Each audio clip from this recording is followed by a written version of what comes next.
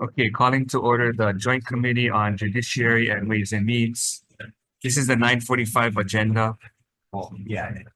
This meeting is being streamed live on YouTube. You'll find links on the live and on-demand page of our website. In the event that we have to end this hearing due to technical difficulties, the committee will reconvene to discuss outstanding business on Wednesday, April 3rd, 10 a.m. in this room. This is decision-making. No oral testimony will be taken. If you're interested in reviewing written testimony, please go to our website. Okay, first item, House Bill 2359. Recommendation is to pass unamended. Any discussion? If not, Chair votes aye. HB 2359 passed and amended. Chair votes aye. Vice Chair votes aye. Senator Aquino. Aye. Senator Coit. Aye. Senator Hashimoto. Aye. Senator Inoue. Aye. Senator Kanuha. Oh, absent. Excused. Senator Kidani. Aye. Senator Kim. Aye. Senator Lee. Aye. Senator Shimabuku excused. Senator Wakai. Yes. Senator Favela. Aye. Chair recommendation adopted. Okay, for JDC members, same recommendation on HB 2359 Digital Equity Grant Program. Questions or concerns? Seeing none, Senator Gabbard. Unamended. Chair Rhodes. Aye. Vice Chair Rhodes. Aye. Elefante. Aye. Senator San Buenaventura. Aye. Senator Owa. Excused. Measure passes. Thank you. Next item, House Bill 2451. Recommendation is to pass with amendments, adopt LRB tech amendments, effective date to 2050. Any discussion? Madam Chair votes aye. All members present, anyone voting no with reservation, recommendation adopted. Okay, same recommendation for JDC. Questions or concerns? Can we put in the committee report that the amendments from DOH, we just Conflicts committee to consider. just Yeah. consider? Okay, thanks. So it's same recommendation, but different committee, additional committee report language. Questions or concerns? If not, Vice Chair Gabbard. For AEN, of the members present, are there any no votes? JDC. I'm sorry. For JDC, for the members present, any no votes or reservations?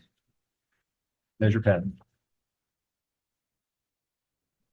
Next item, House Bill 2453. Recommendation is to pass with amendments. We're going to adopt DOH testimony by amending section 2, page 3, lines 18 to 21, and page 4, lines 1 to 8, to delete sign or concur and insert have signed or concurred. And section 3, page 5, lines 18 to 21, and page 6, lines 1 to 8, to delete sign or concur and insert have signed or concurred.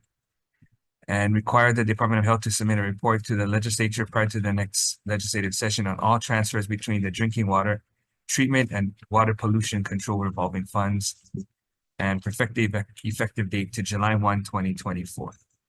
Any discussion? Not Chair votes aye. House Bill 2453, all members present, anyone voting no with reservation, recommendation adopted. JDC members on HB 2453, same recommendation. Questions or concerns? Seeing none, Vice Chair. For the members present, are there any no votes or reservations? Seeing none, measure passes. Thank you. Next item, House Bill 2480. Recommendation is to pass with amendments blanking the appropriation. Any discussion? Not Chair votes aye. All members present, anyone voting no, reservations, recommendation adopted. Chair, JDC members, same recommendation. Questions or concerns? If not, Senator Gabbard. And for the members present, are there any no votes or reservations? Seeing none, the measure passes. Okay, thank you. And this is the last Ways and Means lead.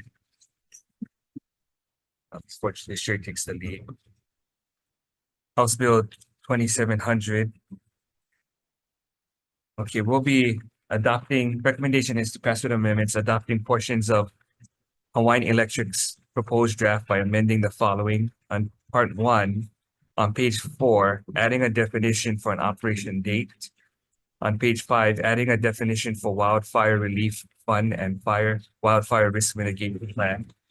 On page 20, insert a new subsection that specifies that insufficient funding shall be determined in the 5th year starting from the operation date. On page 21, section 2, insert but not more than the largest contribution by other contributors. On page 21, subsection G and H, amending to clarify that The fund may be capitalized by annual payments subject to the approval by the administrator. Page 22, subsection J, amending to clarify that the securitized funds may be used as a contribution by an investor-owned utility by approval of the PUC, provided that it prevents an undue burden on the consumers. On page 22, subsection K, adopt language to clarify the state's loan limit to the fund in the event of a catastrophic wildfire. On page 23 and subsection M and N, which will clarify how the contributor will address payment to the wildfire relief fund. On page 31, subsection H, adding language to clarify eligibility and compensation for wildfire relief fund. On page 35, subsection H, inserting language to clarify when a depletion event is called by the administrator. On page 35, subsection D, adopt the amendment to clarify that the depletion percentage is calculated on the financial capacity of the wildfire relief fund. On page 36, add provision for the effect of a depletion date on property owners and property insurers, creating protections for payments based on depletion percentage and providing the fund a 3-year period to true up damages incurred.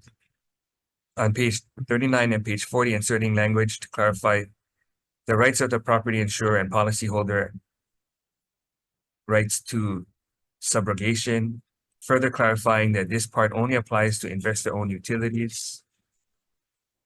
In part 2, on page 62, adding language to clarify how the commission shall determine if the wildfire mitigation plan is reasonable. On page 65, creating a new subsection in HRS 269 to establish penalties for a utility who failed to comply with the approved wildfire protection plan.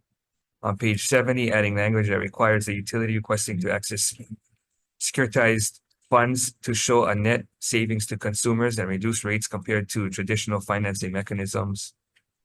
On page 71, adding language to provide the utility to option to sell, transfer, assign, or pledge property to a governmental entity if the resulting capital would result in a more cost-effective, efficient means of financing. On page 71, adding a cap of no more than 5% of the average residential consumer bill will be the securitized surcharge. On page 75, adding language to clarify that the issuance of a financing order does not constitute a general obligation of the state or any political subdivision thereof. On page 77, adding a new subsection in HRS 269 to allow an electric utility to sell or assign all or portions of its interest in wildfire protection property for financing to the extent approved in a financing order. On page 92, adding a new subsection clarifying that this act does not affect rights and duties that matured penalties that were incurred and proceeding that were begun before its effective date. Adopting KIUC's testimony to include a tariff rider in 269C and removing sections 12 and 13 from Hawaiian Electric's proposed draft as they affect the private activity bond market. And we'll let the committee report reflect amendments requested by DCCA Protect ratepayers, amendments requested by the PUC that require a decision deadline on dockets, and this act shall not affect utility cooperatives. Any discussion?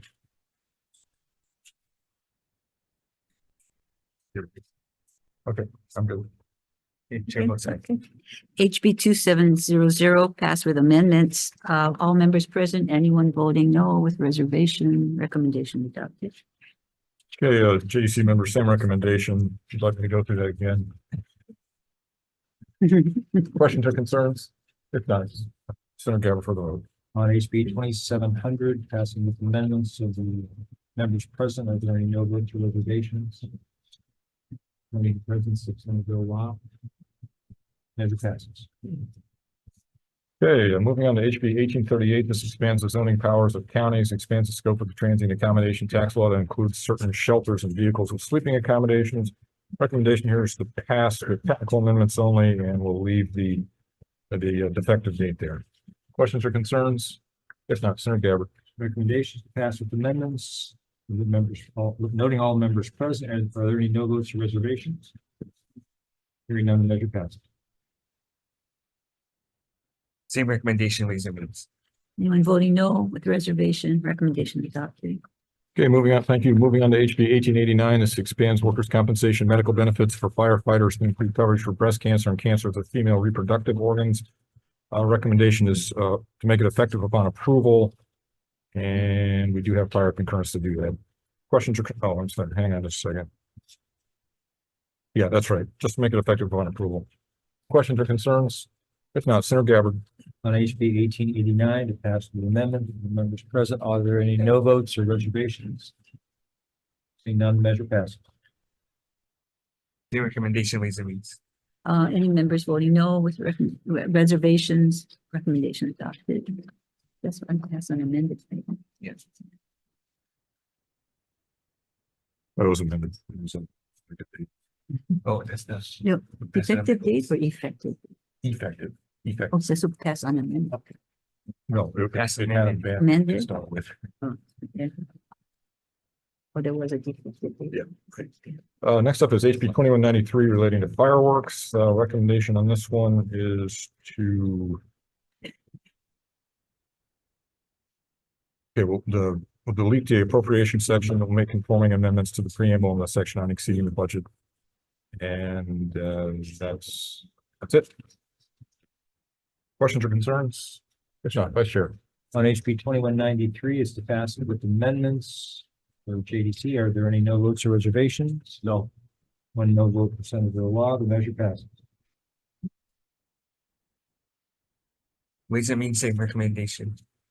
Anyone voting no? Sure. Oh, Second clarification, is this going to give them the authorization to go into private residential homes? Or is it just commercial and licensed warehouses that house the fireworks? It's just commercial. If you're a licensee. So I suppose if you work from home, but it would be the licensed premises. Yeah. Thank you, Chair. anyone voting no with reservation, recommendation adopted. Okay, thank you. Next up is HB 2218. This amends the Hawaiian Homes Commission Act of 1920 as amended to increase the loan limit for direct loans provided by the Department of Hawaiian Homelands from 50 to 75%. We'd like to require the Department of Hawaiian Homelands to provide financial literacy education for participants in the direct loan program and make conforming amendments to the preamble. Questions or concerns? If not, Senator Gabbard for the vote. On HB 2218, recommendations to pass with amendments. Are there any no votes or reservations? Seeing none, the measure passes. Ways and Means, same recommendation. Anyone voting no with reservation, recommendation adopted. Okay, thank you. Next up is HB 2443. This repeals the sunset date of the authorization for primary caregivers to cultivate medical cannabis for qualifying patients. Clarifies that primary caregivers may continue to cultivate medical cannabis for qualifying patients subject to certain restrictions, increases the maximum number of qualified patients for which each location used to cultivate cannabis may cultivate cannabis from 5 to 10 patients.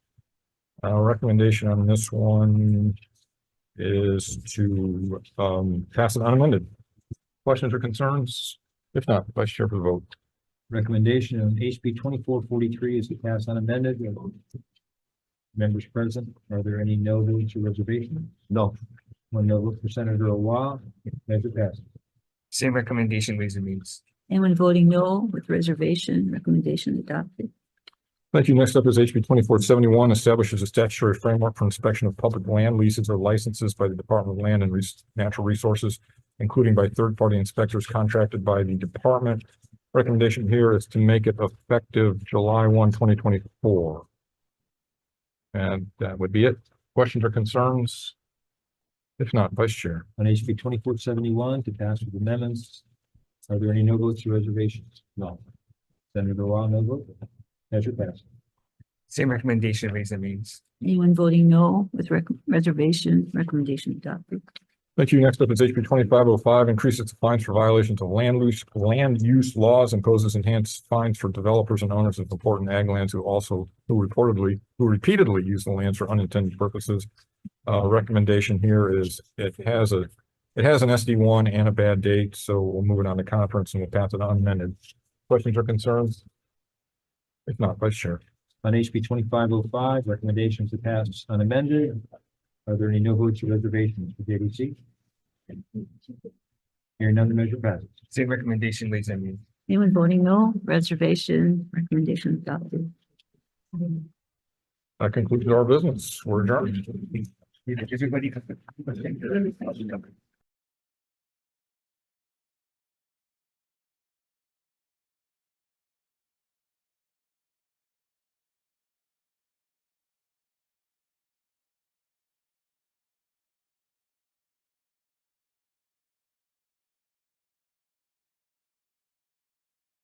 Calling to order the 9:50 Ways and Means agenda.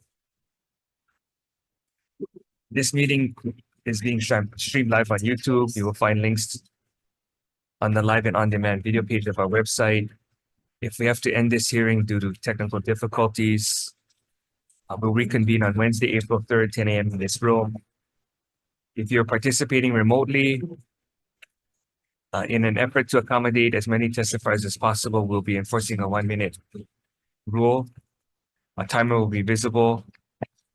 If we have any type of glitch, we'll be moving on to the next person due to time constraints. We appreciate your understanding and we have your written testimony. I'll be reading from a list of testifiers. We apologize if closed captioning does not accurately transcribe your name. If you're interested in reviewing written testimony, please go to our website. Okay.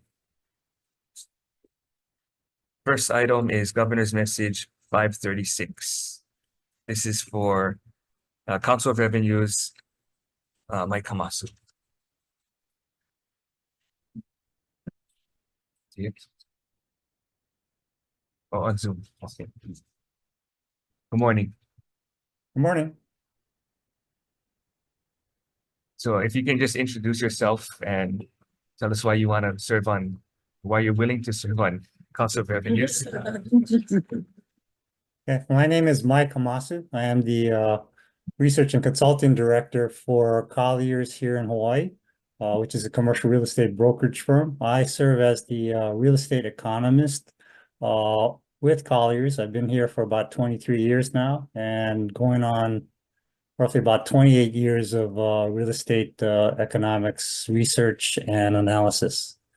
The reason why I like to serve on the Council of Revenue is I believe my background can provide meaningful and insightful information and analysis to assist our Council of Revenue in pursuing an educated and informed decision regarding budgets for the state in terms of its revenue. Members, any questions? I provided everyone on the completed questionnaires. A question. Senator Kim. Good morning. Thank Morning. you very much for your willingness to serve. As you know, the core is very important as far as the projections because we based our revenues and our budget on your projections. So would you say that you tend to be more optimistic or more conservative in your projections?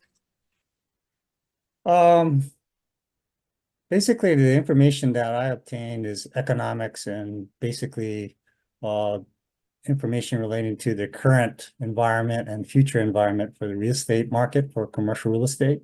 And commercial real estate impacts businesses such as retail, office, industrial, and the financial markets of investment.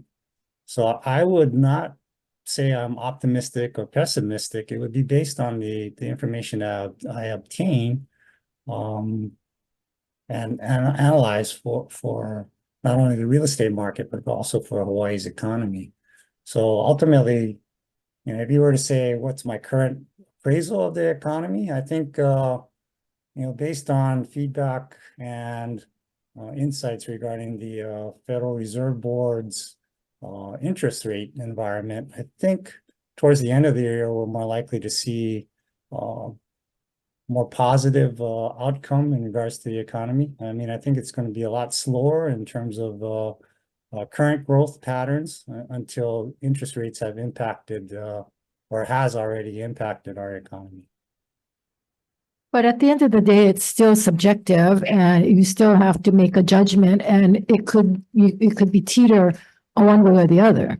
right? I mean, there's no definitive, no matter how much you analyze and however you look at everything, you still have to make that call, right? Absolutely, absolutely. It's. So Yeah, do as you you fall mentioned, on one side or the other? do I fall on one side or the other? What would you feel would be the outcome? I mean, not the outcome, but what is your time frame in regards to the projections? Are you saying that in the next year? Are you saying in the next 3 years? Are you saying in the next 5 years? Ultimately, I'm not Yeah, go saying anything. I'm just asking you as when you make these projections, where you tend to lead. I mean, there are, I'm sure of all the board members, you don't always have complete agreement. And some will look at it, maybe it's a point less and others would think it's a point more. I'm just asking to get a sense of where you are on the spectrum. oh, well, based on Hmm. the 3 meetings that I have attended, I tend to be a little more on the conservative side in terms of Okay. looking at it from an optimistic or a pessimistic perspective. Okay. So ultimately, the projection would be, I guess, based on the past couple meetings I've attended, I've been a little bit on the lower side initially, and now going forward, a little more optimistic. I appreciate that answer. It's just that, for us, that projection can either mean we have to cut or we have more money to spend and we have all that money to spend. Then if it comes negative, then we have to cut, which makes it really hard. So appreciate your answer. Thank you, Mr. Chair. Asking a question. Senator Mawaki. Thank you for agreeing to serve. I just want to see how the real estate projections that you do integrates with the overall revenues for the state as we look at projections going forward, and how do you see that and how do you play into that? Great question. Because commercial real estate is involved in many aspects of the economy, basically, for instance, if we look at general excise taxes, a reflection of general excise taxes and the amount of general revenue that can be generated can be influenced by retail sales, as well as contracting. We deal with the industrial markets and wholesale distribution markets as well to find out whether or not the industrial market is improving or declining. All of this information that we obtain on a proprietary basis as well as a secondary basis helps in identifying, future projections on where either contracting sales, retail sales, or even general excise taxes will be heading. So in terms of property sales, does that play into it? And how do you see that in terms of projections on our economy? Absolutely. In terms of, well, conveyance taxes is also related to this, but in terms of general excise taxes or forecasts for revenues for the state, in regards to investment activity, all of this is related for not only residential, but also commercial real estate that helps either, support additional tax revenues for the state going forward. So depending on how the markets are impacted, for instance, currently, high interest rates have slowed dramatically the residential home sales, as well as commercial real estate investment activity has slowed as a result of the current interest rate environment. Ultimately, to the state, you're going to see a reduction in the amount of activity from a transactions perspective and also from a revenue perspective. So looking at the data that the council looks at, are the data that you're looking at comprehensive enough, or is it missing certain kinds of components that they should be looking at in terms of the projections? Well, I think the data in itself can be challenging to compile. I mean, I think if we wanted to get into the weeds, I mean, we get the aggregated data so that we don't know how individual areas are affected negatively or positively by the current economic environment. So for instance, one of the topics dealt with Maui's fires.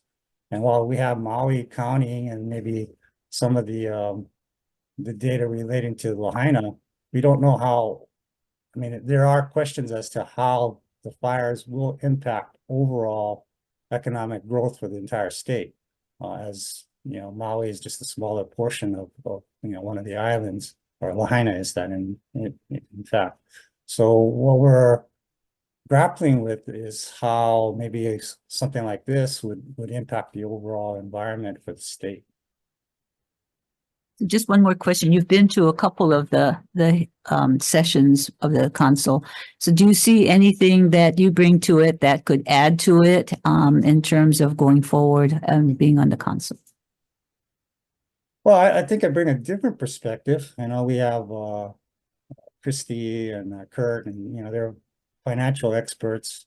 We have Scott, who's one of the related to planning and construction activity. There's also residential from Wendell and some of the others. I bring a different perspective from a business environment perspective, viewpoint, and I think it helps round out the current environment or current group of individuals that serve on your board. Thank you, Jim. Okay, we have one registered testifier, BNF. Chair, Louis Oliver, Budget and Finance, we will stand on our testimony from the court of appointments. Thank you. Anyone else wishing to testify? Sure, Question? yeah. Sorry for, I gotta look over here, I can't look at you, but anyway, do you agree that with suggested forecast by the Council of Revenues should be reported as a range instead of a one number? Example, 3.5% interest of 3% interest in the general funds or tax revenue? Well, generally, in my work experience, we provide a range from conservative, moderate to aggressive. I think, most consultants will agree that it's very difficult to identify a pinpointed number to say exactly where the numbers will be in terms of either tax revenues or consulting revenues or sales revenues. So, if it were up to me, I mean, and I'm just an individual, I would prefer a range. That way, if the Senate as well as the state are interested in finding out, what the low number is versus the high number is, then they could maybe budget accordingly, saying, well, we feel that revenues could be at this level, but we should be a little bit more conservative going forward because the low number is actually significantly lower than the high number, I guess, from a general perspective. The reason why I asked the question is one of you guys longest member on the council. I hope to work with the council members to begin reporting the forecast range. With each forecast submitted a forecast and mostly was being wrong, mostly wrong. So that's, I guess, kind of his input. I guess he's one of the longest guys there. I don't know how long he's there. So that's why I asked the question. I appreciate No. It's actually a very accurate question. When I came on board, I wonder why, the previous forecast may have been far off, and it had to deal with a lot of things that were changing in the economy as well as what happened in terms of expenditures. And either federal government input, you're getting funds from the federal government that weren't allocated or identified, and that changed the forecast numbers. So I hear what you're saying. Thank you, Chair. Okay, let's move on to Governor's Message 537. Nominee Regina Ostergaard Clem. Good morning. You can just introduce yourself about why you're willing to serve. Good morning, Chair, Vice Chair, and committee members. My name is Regina Ostergaard Clem. I'm an associate professor at Hawaii Pacific University, and I'm interested in serving on the Council of Revenues because, first of all, I feel that I moved here 18 years ago to Hawaii, and I've raised a family here and made a home here, and built my career here. And I feel that I'm very dedicated and committed to this special place and people who live here. So I feel that it would be an opportunity for me to provide some service, my skills, and I can contribute my particular skills in critical thinking and my background in economics towards the greater good for the community here in which we live. So that's my first way. My second reason would be because professionally, it's very challenging and very exciting for me to be a member. I think that it tests my critical thinking skills. It tests my analytical skills. It complements what I teach at HPU. I teach on economics and sustainability and policy. It also complements my research. I do research looking at sustainability measures that incorporate not only economic indicators, but also social and environmental indicators. So it's a lot of the same critical thinking skills and data sets and analysis that I use in my research, I would use looking at the numbers for the council. It also provides me an opportunity to model good civic engagement behavior for my students and for others at HPU. And I think personally, having so far 3 meetings that I've attended 3 meetings and participated in 3 meetings, it really gave me a sense of collegiality and collaboration. I feel that I'm a very collaborative person, and I really thrive on that idea of meeting with people from different backgrounds, coming to a consensus, being able to ask questions and discuss things, and really everyone is there for a good purpose. It's good service, it's good purpose, and everyone is there with the full intention of doing what's best for the state. So I get a lot of personal satisfaction. Members' question. I have a question, or comment after the question. Thank you for being here. So, the publications relating to economics relate to gross progress indicators, GPI, and GPI is an alternative measurement to gross domestic product, GDP, that considers social and environmental factors. So can you explain how your research, current and past, relates to the POR's primary directive of voting on general fund forecasting and total personal income forecasting? So as I mentioned, some of the same data sets, actual economic indicators and data sets that we use to incorporate into the genuine progress indicator are those that we use to look at on the Council of Revenue, including GDP growth, not just federally, but at the state level. Some of the other indicators that we look at for the genuine progress indicator are employment statistics. We look, on the genuine progress indicator, of course, that's a little deeper. We try to use traditional indicators like those that are incorporated into the forecasting for the council, and then complement those with in terms of equity. We look at things in terms of environmental losses, environmental gains. We look at things in terms of even crime statistics, housing, things like that. So the genuine progress indicator is an index of many things looking across the three-legged stool of sustainability, which we call it, which is economics and social and environmental. And the data sets that we look at on the council are just one of those aspects. It's really very focused on the economic side of it. So that's where I can bring in some of the familiarity through my research. Thank you, because I do believe that it will create more diversity, so I appreciate that. Oh, good. Thank you. Thank you very much. Chair, let me just add to the question. Just to add to that. So how might you add the two legs of the stool in, and how did that impact the concept revenue projections? Well, I still look at them as being very separate. So, I mean, the council revenue, it's very clear what the goal is, what the mission is, and what the data sets that we look at versus research, which is in an academic field, which is, how you would implement an index like the genuine progress indicators is a separate topic. So I would keep those things very separate. So you're still on the projection, but still. Yeah. This. Yeah.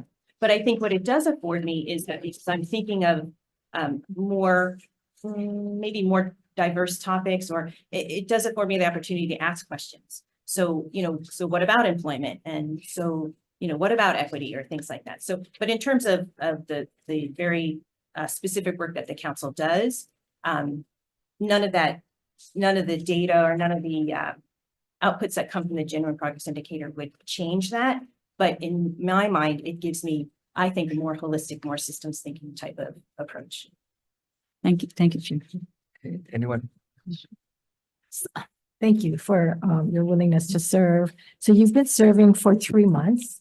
Have 3 months? Yes. So have you found while you're serving that you tend to be more agreeable with everybody else? Or do you find yourself having a more distinct set of what's the judgment as far as perhaps being away from the group? I know you talk about collaborative, but are you want to go along to get along, or how are you as far as the mix on the board? Yeah, no, I appreciate that question. And again, a sample size of 3 meetings is kind of hard to answer that question. I would say, however, that, coming from an academic background, that I try to look at the numbers in an unbiased way and, going through them rigorously and looking to see what, the individual conclusions that I come to based on the trends that I see in the data. And again, as being just, stepping into this 3 meetings in. So I wouldn't necessarily be able to judge now whether I'm saying that I go with the flow or not with the flow. I feel that I have a very strong sense of academic rigor, and that's what I instill in my students, and coming from an academic background, that I don't think I would necessarily be biased to just go with the flow because of the trends that I see with it. So if you felt strongly about something and the rest of the group were going the other way, would you fight or, continue to state why and push your arguments, or would you tend to just kind of say, okay, well, I'll go with the flow? I mean, I think it's about asking all the right questions, and it would be on a case-by-case basis.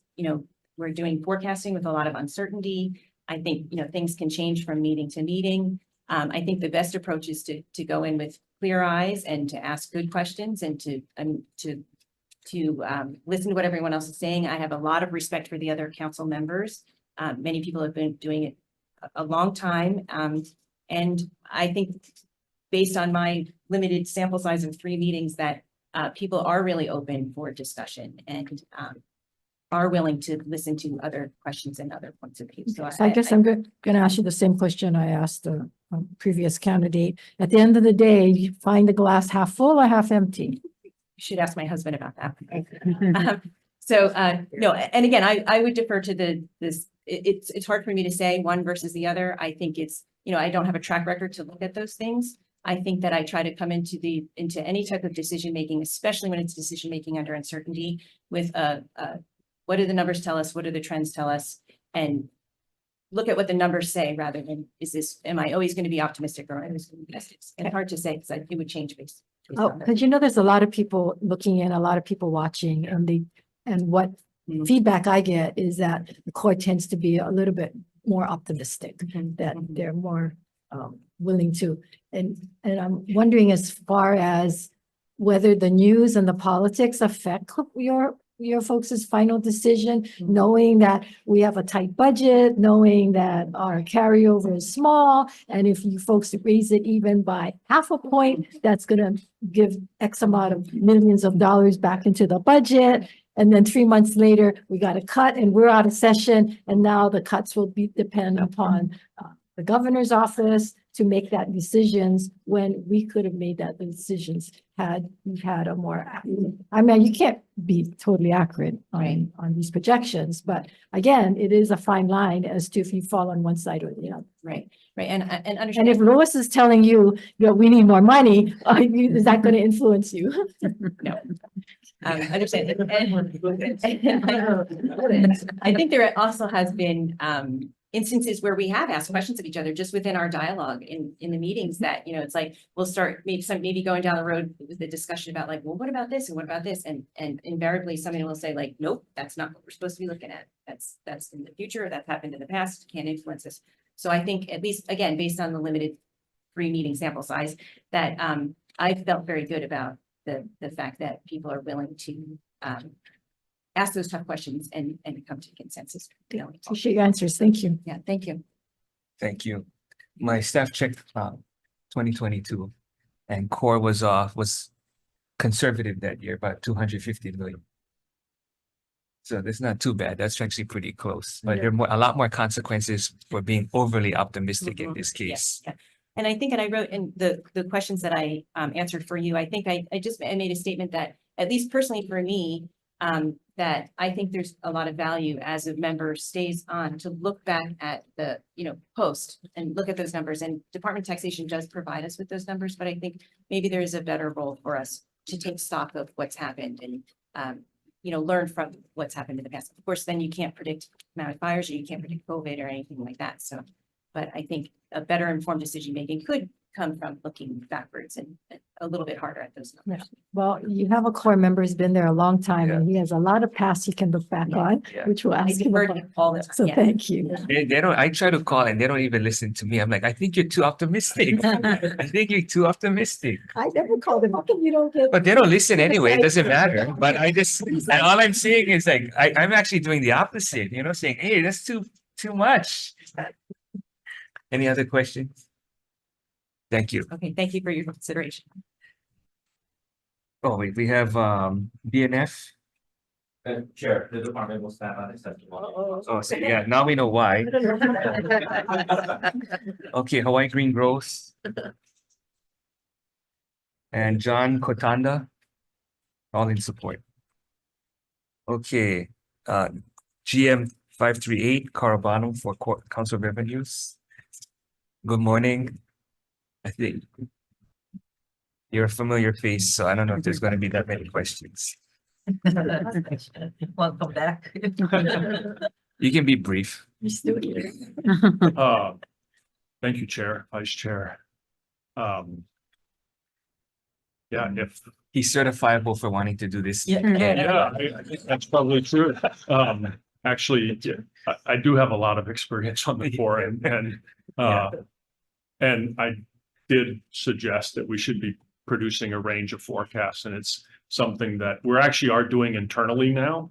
And I think conveying that to the ledge provides some information about how uncertain we are, as opposed to just doing a point forecast. I think that would be beneficial going forward. That's my brief statement. Whoever's questions.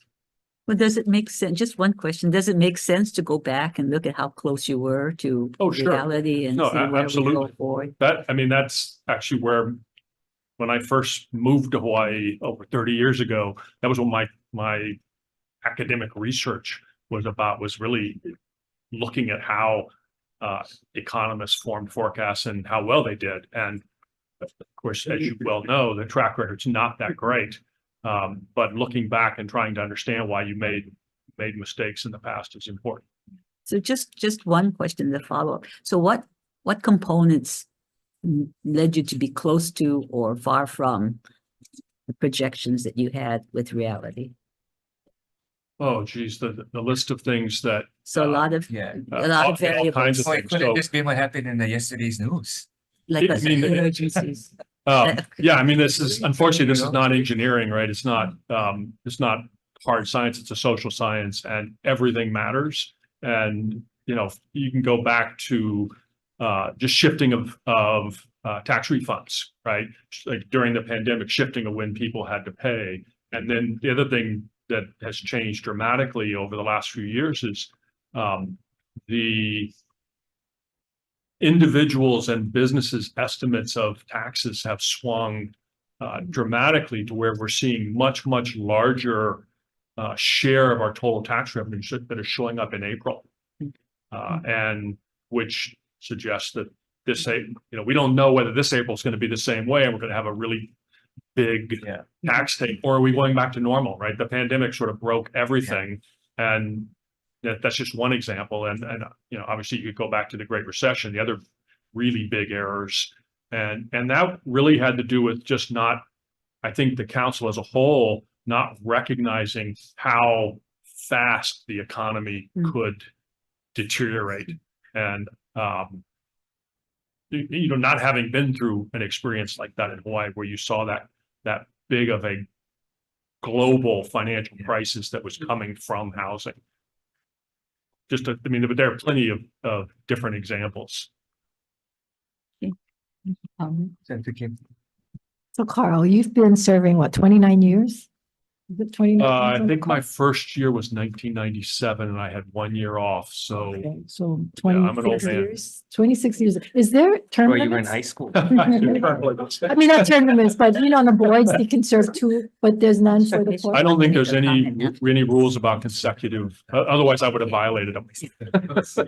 Well, I think it's good to have people longevity and they can, you know, look back and have the historical knowledge, especially for new people coming in. And that's one of the concerns about term limits. Sometimes you lose that. So it's always good to have people on the board that have that continuous service and understanding.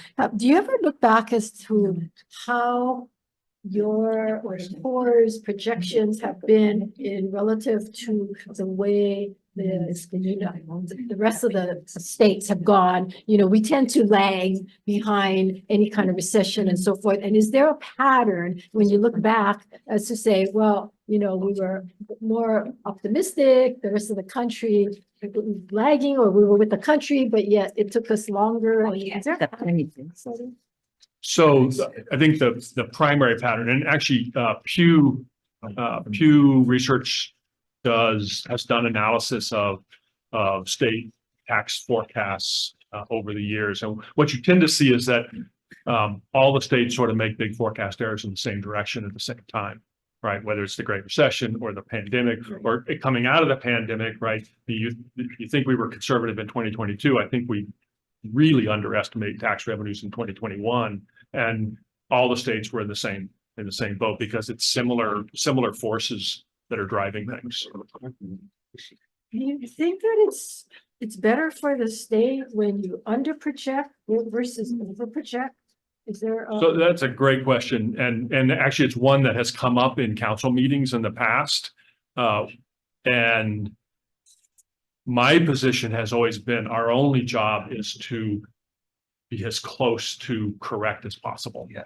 And that there isn't it may be from the perspective of policymakers and the administration of the state that it is worse one way than the other, right? Maybe it's worse when you over forecast and you suddenly have the shortfall. Yeah. On the other hand, if we under forecast and there was money that you could have spent on something that was important and it didn't get spent for a whole year, that could be equally damaging. And so my position, I've argued this many times on the council, where there are at times tendencies to be more conservative or less conservative. And my argument is always our goal is to be as close to accurate as we can. And, you know, in 6 months, we'll actually know what the number is going to be.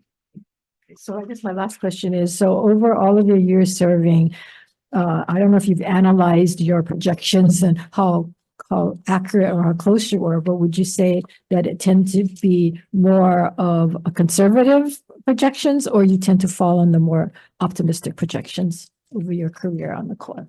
You know, that's a great question. And I think according everyone to 2022 conservative. Well, that's just well, one. yeah, out- that's 1 year, one right? year. And I mean, I can, so I have not gone back and tried to do a extremely careful analysis for, you know, the full, and I probably have forecasts on my hard drive going back at least a decade or more. Interesting to do. But everybody has sort of struggled a little bit with that question because, you know, we really are trying to just base this on the data. And I think you asked a question earlier about, you know, if Lewis asked me for more money, would we come up with it? And the answer is no. Right. I really don't think the council is being influenced by They don't. the political news. I texted Yeah. articles. Hey, it's crashing. Hey, low amount, no unemployment. Hey, still they don't care. So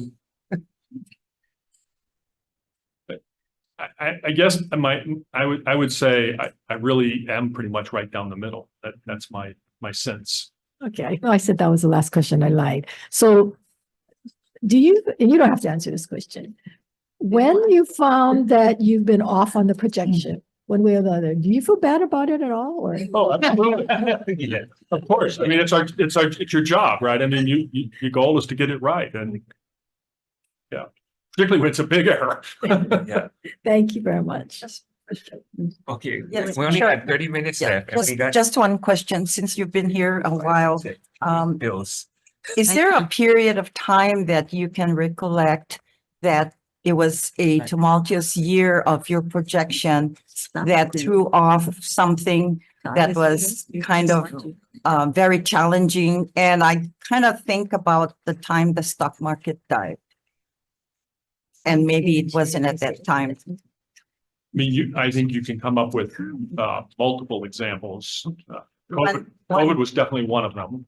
The pandemic really wreaked havoc on, you think about what we knew in the spring of 2020 about not just tax revenues, but where the economy was going to be. And before that, the Great Recession. And before that, 9/11, right? Each of those crises all created particular havoc and an inability to forecast.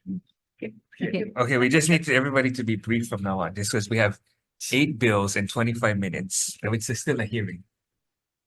Any questions? Okay, thank you. Okay, we're gonna go, we do have some testimony. Oh, UPA in support. Only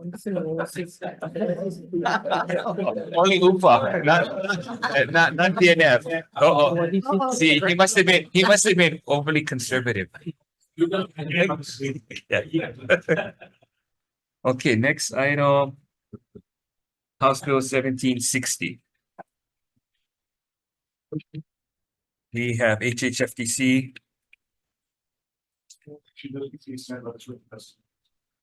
Thank you. NIAP.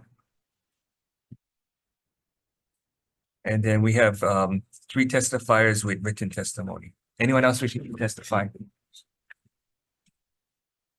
The next item, House Bill 1919, DLNR. Knowing that we also offer it. Thank you. UPW.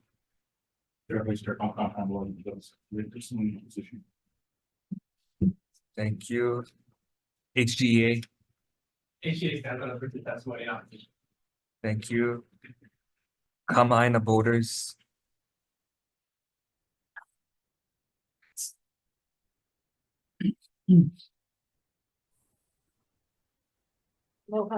Aloha. Senator Dela Cruz and Vice Chair Morawaki.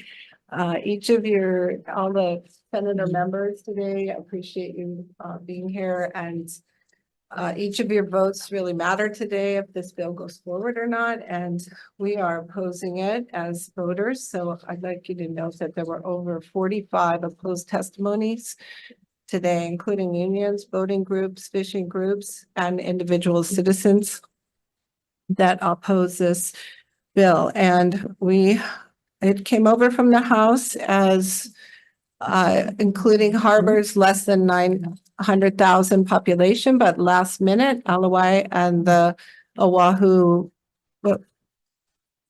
harbors have been added. And we think this is basically not good. We're wondering if this is the new gut and replace is to just suddenly add harbors last minute. And we hope that you don't think that's good, because we haven't gotten a chance to do public testimony all the way along. Thank you. Is that my 1 minute? Yeah. Thank you. I just like to say I'm available for questions, and I'm standing by my written testimony as well. Thank you. Thank you.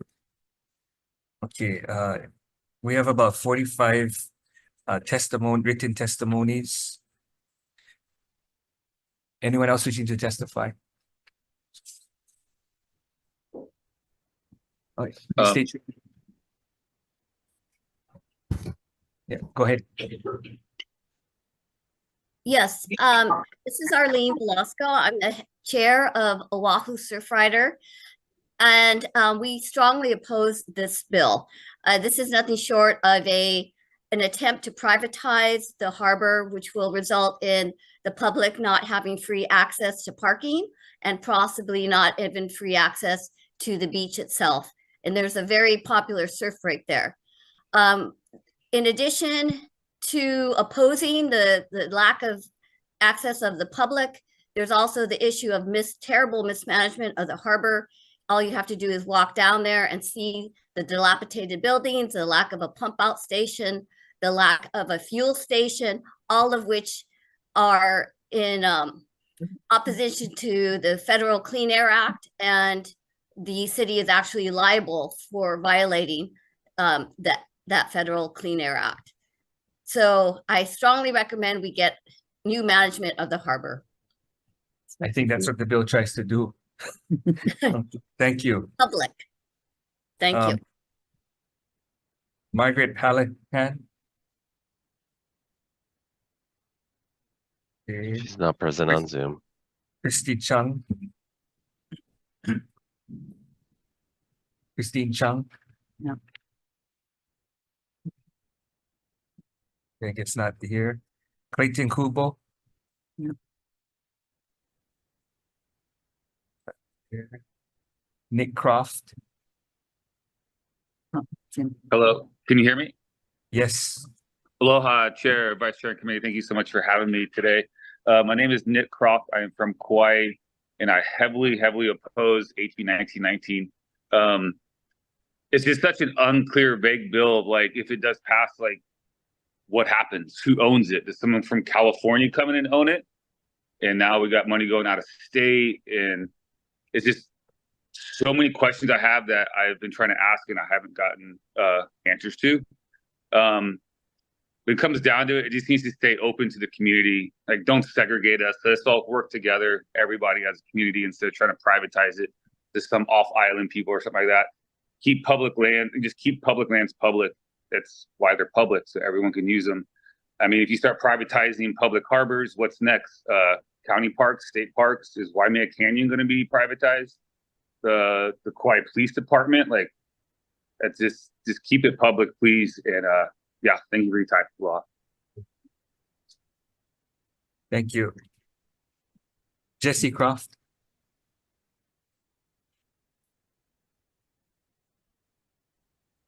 Hi, aloha, Chair, Vice Chair, and Committee. I oppose House Bill 1919 HD1. I just have a lot of questions about what the effects of this bill will be on the public. Will these harbor owners, for-profit harbor owners, raise fees for public use entry?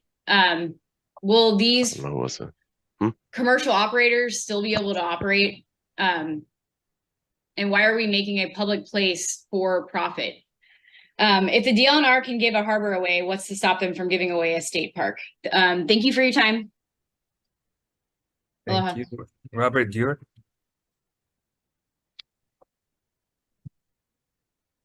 Okay, I think we tried before. Is that Margaret Hallahan?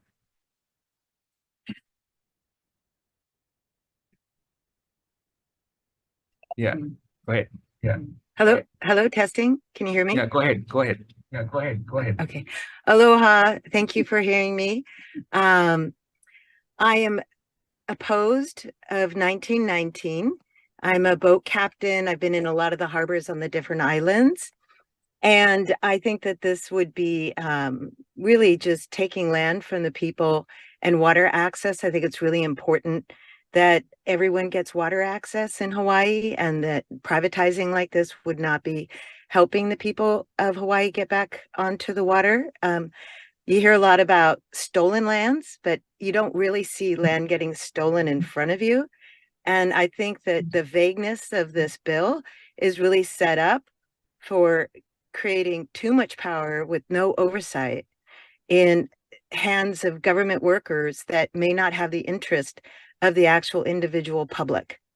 And the profits of all of this is not clear also where it would be going and how it would be tracked. Also, there's all kinds of other laws being about submerged lands, which means the actual harbors could be, the actual where the boats go, could be sold for condos for permanent sale. That would be right next door to the areas that could be up to 65-year leases. And I think it was by purpose that they passed it first in the House and then moved it over as 1919, and that Water and Land didn't hear it, and it went straight over to LAM. to WAM. I don't understand Thank you. why that process happened like that. So thank you very much, and please vote no. Don't pass this bill. Thank you. Okay, anyone else wishing to testify? Anyone else wishing to testify? Okay, next item. Okay, next item. House Bill 2239. Tax Foundation. BNF. Go ahead. Good morning, Chair, Vice Chair, members of the committee. Tom Yamachika from Tax Foundation. We are concerned basically with the rate language in the bill. And we would be happy to answer any questions. Right now, there's language in the bill with allowing raids to from unspecified funds to unspecified funds.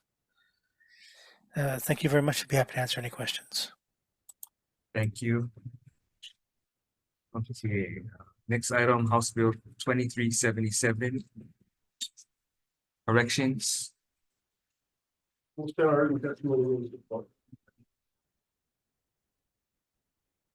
BNF. Sure, we will stand on our written testimony and support. Thank you. And one led testimony from DOT.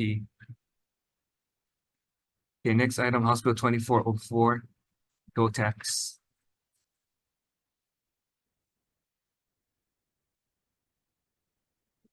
Good morning, Kristen Sakamoto, Deputy Director of Taxation. We support this administration measure, but do request one amendment as noted in our testimony because of the updated revenue analysis. Thank you. Thank you. Hawaii Children's Action Network speaks.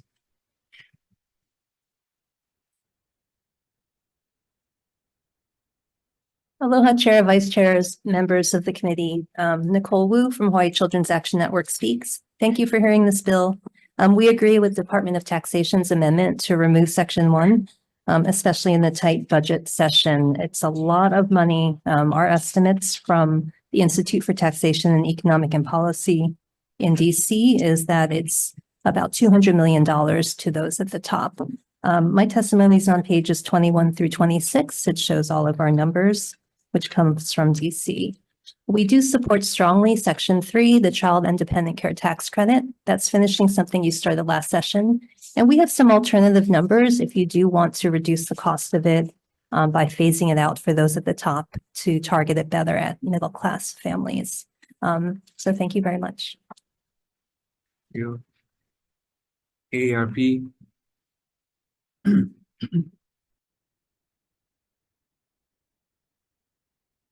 Good morning, Chair, members of the committee. I'm Audrey Suga Nakagawa, Advocacy Director for AARP. We stand on our testimony in strong support of this measure. However, we do request an amendment to this measure by including the language from the SB 2473 regarding the caregiver tax credit. This particular language, this particular bill, SB 2473, was a Kapuna Caucus priority bill that's targeting the family caregivers to allow them to get the tax credits.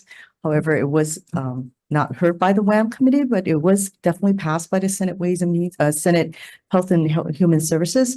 But by inserting this particular language into this particular bill, it would expand the scope of this caregivers who would benefit. Right now, the current bill benefits to working caregivers with dependents in their households who would get the tax credits. But the language that we're proposing would expand that to those who don't necessarily have an adult person as a dependent in their household, but nevertheless providing the care. So it does expand to include the non-working caregivers who have retired or quit their jobs, as well as those who are taking care of someone who lives down the street from them. There's the kapuna, their family member who lives away. But nevertheless, thank you very much for your consideration of our amendment. Hawaii Public Health Institute.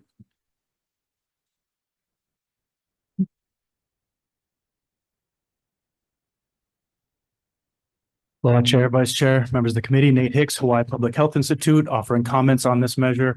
Want to highlight the testimony from DOTAX and HCAN focusing on the $200 million that would be going to tax filers earning above $150,000. That's a significant annual revenue loss, specifically to the high income earners, especially in a time where we're not funding a lot of things that the social services that people need. Mahalo. Thank you. Catholic Charities.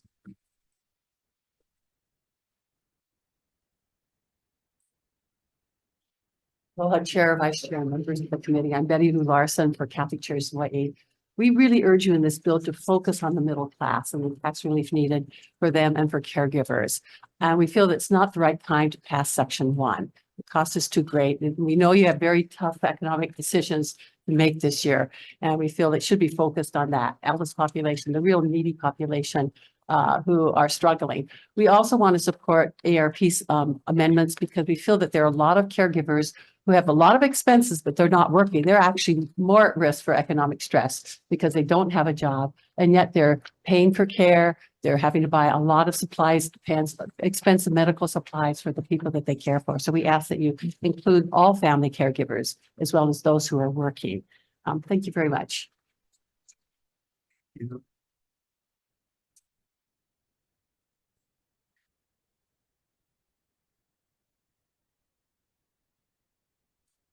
Hawaii Food Industry Association. No,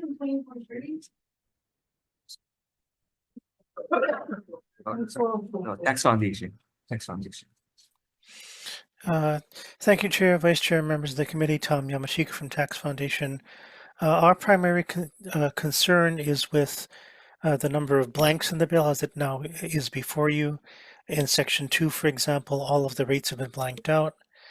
It makes it very difficult to discuss, and we think this committee should consider reinstating some of the provisions in the bill as originally introduced. We'd be happy to answer any questions. Thank you very much. Thank you. Okay, anyone else wishing to testify? Please come forward, state your name.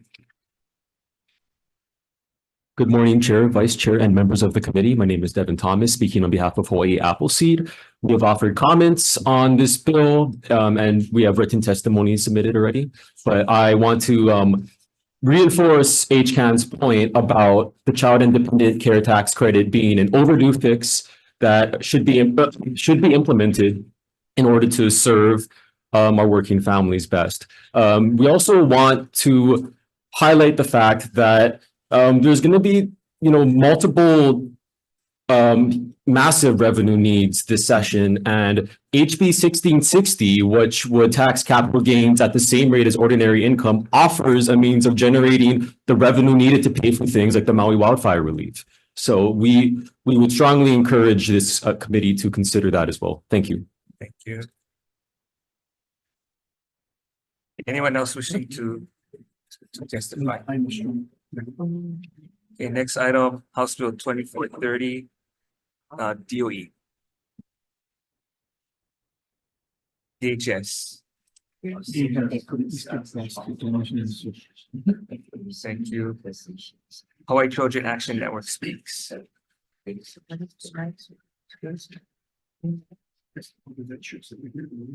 Aloha again, Nicole Wu. Thank you for hearing this bill.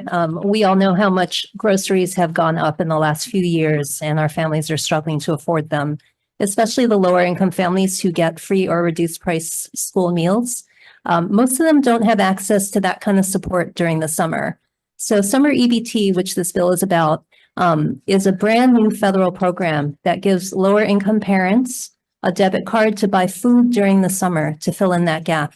It's really important for our families. It requires a 50-50 match of state funds. So the original bill asked for $2 million for that. We did some estimates. The federal government is actually going to give Hawaii more money than continent. So families here could get $177 to buy food during the summer if we administer this program. If we do the outreach right, and community groups like mine are really willing to help with that outreach, we could get about $16 million in federal funds here in Hawaii to spend at local grocery stores. So it seems like a good investment of your funds. Thank you. Hawaii Public Health Institute. Thank you. Hawaii Food Industry Association. Good morning, Chair, Vice Chair, members of the committee. I'm not being hyperbolic when I say this is one of the most important measures that you will hear this session. This is a tremendous return on investment to fight childhood hunger. Hawaii, as most of you know, has one of the highest rates of childhood hunger in the nation, unfortunately. And as the previous testifier mentioned, for the $2 million will cover half the administration costs. The federal government will put in the other half of the admin costs, plus we estimate up to $18 million, depending on how many people take advantage of the program. All of that 18 million is going into to fight childhood hunger, to address food and nutrition for food insecure families in Hawaii. And the other main point I want to make is that this program works. It's based on the pandemic EBT, which had demonstrably positive results for childhood nutrition. And I'm happy to answer any questions. Thank you. Anyone else wishing to testify? Okay, House Bill 2484, go tax. Tax Foundation. Okay, anyone else wishing to testify? Yeah, thank you. We'll stand our testimony and be available for questions. Thank you. Next item, House Bill 2488, no tax.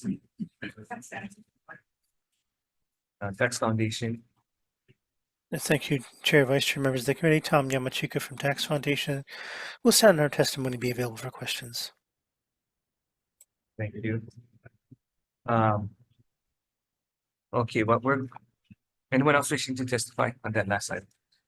Okay, what we'll do is we'll take GM's 536, 537, and 538 all in one motion. The chair's recommendation is going to be to advise and consent. Any discussion? Madam Chair votes aye. All members present, anyone voting no with reservation, recommendation adopted. Okay.